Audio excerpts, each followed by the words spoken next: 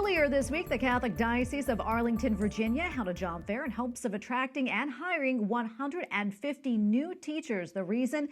There is so much demand from parents who want to send their children to the schools which have remained open during the pandemic. Officials also created a virtual program for students and teachers unable to return to in-person learning. And joining us now is Dr. Joseph Vorbach, Superintendent of Schools for the Catholic Diocese of Arlington, Virginia. Dr.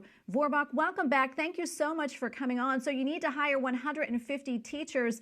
Well, that is quite a lot. Kind of give us an idea of the teachers that you're looking to hire. Is it elementary, middle school, high school, or does it run the gamut?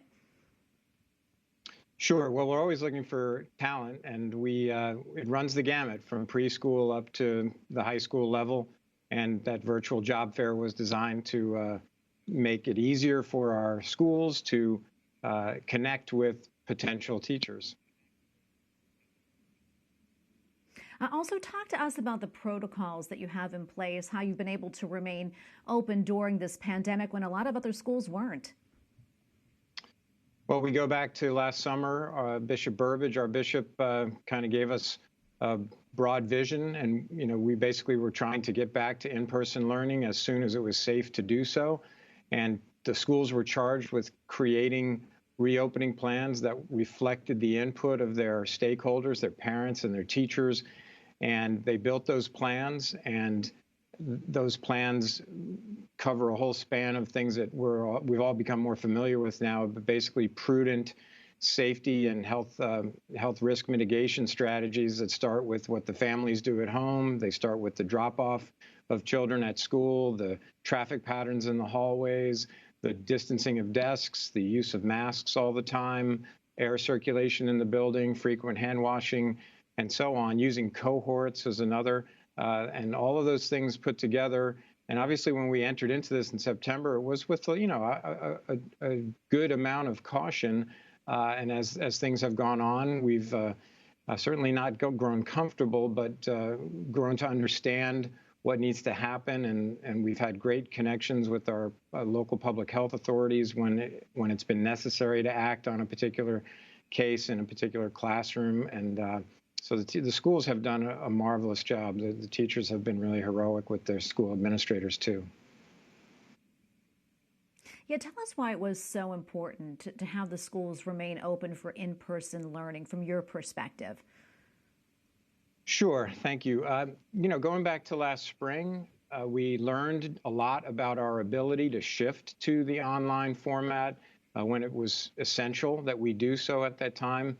And lots of great things were done during that time period, and we learned a lot about technology and how to employ it better for those types of circumstances. But ultimately, the great takeaway was that this was not the best way to be conducting school. And from our perspective, looking at the whole child and our goals as in our Catholic mission, we really wanted to have the kids back together with one another, growing socially and emotionally, and to have those teachers in person with them where they can see the aha moments with their children and work with what they're seeing right before their eyes in terms of who needs what kind of support and so on. So all those things were part of what went into was really sort of driving us to get to that point last August, September.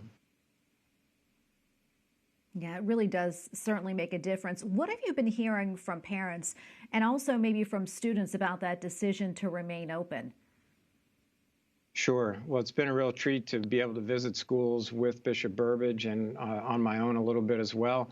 And really, the first thing that the students say is that when they're home and they're in a virtual learning setting, it's much more easy to become distracted, and they really enjoy being back in school. And I think they've really they enjoy it for the reasons that we were just talking about: to be with one another, to see their teachers, to be part of a community. All of those things are critical. And the parents who have been essential to all this as well. In other words, without their cooperation in terms of all these extra strategies that have had to be in place, they've been very supportive of the schools, and that obviously has been essential to making this work. Yeah, and one more thing before I let you go. I understand that there's a wait list now of students wanting to attend, which is kind of a good problem to have. When was the last time you saw this type of enrollment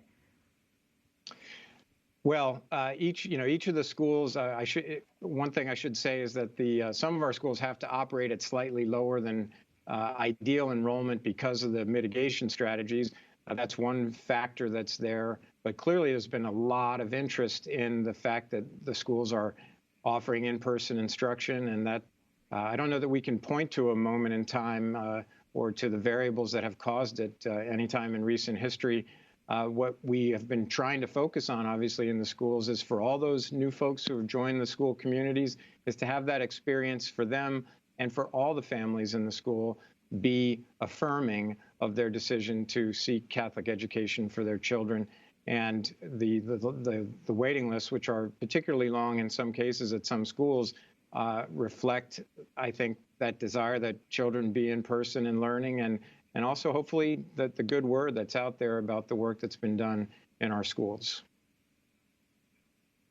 Absolutely. Well, thank you so much for coming on and speaking with us, and we really appreciate your time today. Dr. Joseph Vorbach, Superintendent of Schools for the Catholic Diocese of Arlington. Thank you again. Thank you. Thank you.